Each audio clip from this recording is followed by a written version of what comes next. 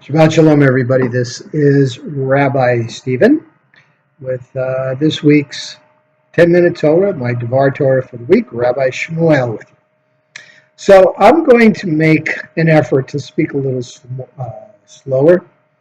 I listen back to some of the services that I do and notice that I walk into the synagogue on a Saturday morning, I start praying, I start chanting Matovu, and it's a mile a minute, so I think a little too fast.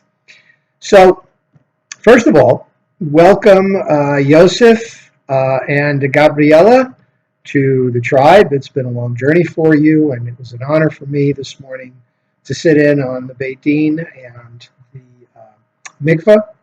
And I'm looking forward to having you. I mean, you've always been a part of our community, but now you're really a part of the community. So let's just kind of leave it at that. Okay, so this week's Torah portion is Ekev. Ekev is my bar mitzvah portion that I did about 54 years ago. Guess that means I'm pretty old. So life marches on. Isn't it wonderful that we can go through life? And what's the purpose of life? It's to grow. It's to become better than you were. It's to acquire new tools, new skills, use them in positive ways. And, you know, one of the nice things about Judaism is that, one of the many nice things, great things about Judaism, is that we recognize the frailty of human beings. We know that God made us imperfect. So, and by the way, the imperfections are not necessarily bad.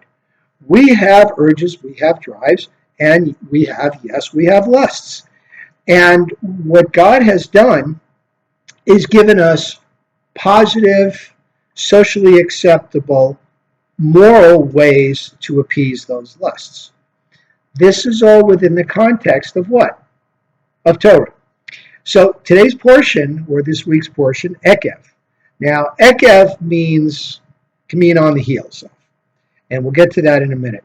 But continuing with that thread of my conversation, we have many places in the Torah where we're looking at ways to remind, not just what to do, but ways to remind us to do them.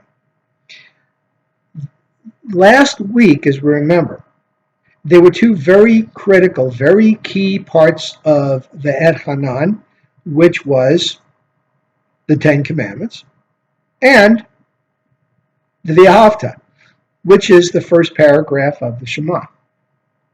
In Ekev, Moses continues his discourse. Now we're on to the second discourse. And Moses is really telling the people, he's giving them a little bit of history, about some of the sins, about the golden calf, about the spies. But now we come to the second part, the second paragraph of the Shema. When we think of the Shema, when most Jews or anybody thinks about the Shema, they just think of that one statement. Shema Yisrael, Adonai Eloheinu, Adonai Echad, Hear, O Israel, the Lord our God, the Lord is one. And then, of course, there's Baruch Shem Kavod, which we don't say out loud. And the idea is like threefold. First of all, it serves as a break between the Shema, which is a declaration, and the V'ahavta, which is a bunch of commandments. It's kind of an imperative. You shall love the Lord your God with all your heart, with all your soul, with all your might. And these words, that you live today, etc., etc.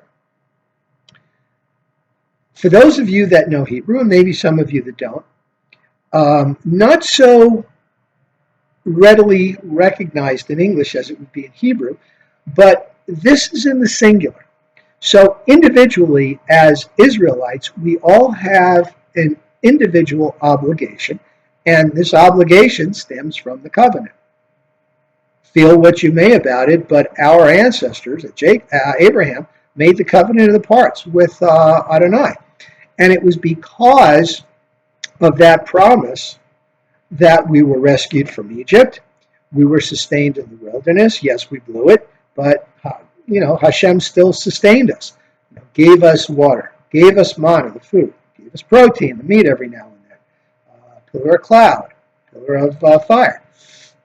to make sure we were protected. And we reiterate this covenant, the men do specifically, when we are 8 days old, ideally, and we have our Brit, we have our circumcision. And there's lots of references to this about this whole idea of uncircumcised, like uncircumcise your heart. Take the cover off of your heart. The heart is the seed. In Judaism, it's actually the seed of intellect. So uncover your eyes, because uncover your ears, uncover your senses, because that's what takes the information in. So we have this declaration, and we declare this twice a day. We're going to love the Lord our God with all our heart, with all our soul. And then there's the second paragraph that goes on a little bit longer.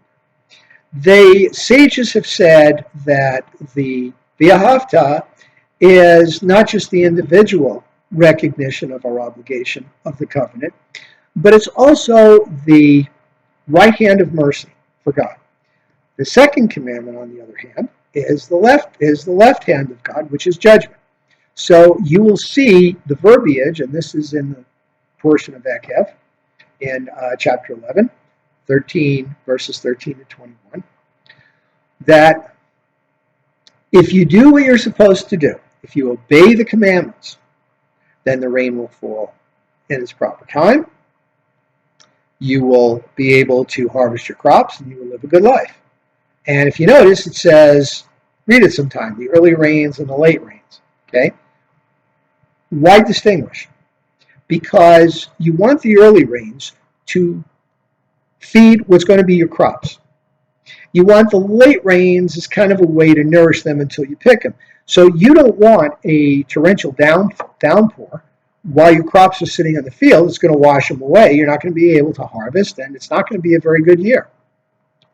So the idea is that do what you're supposed to do, and God will do what God's supposed to do.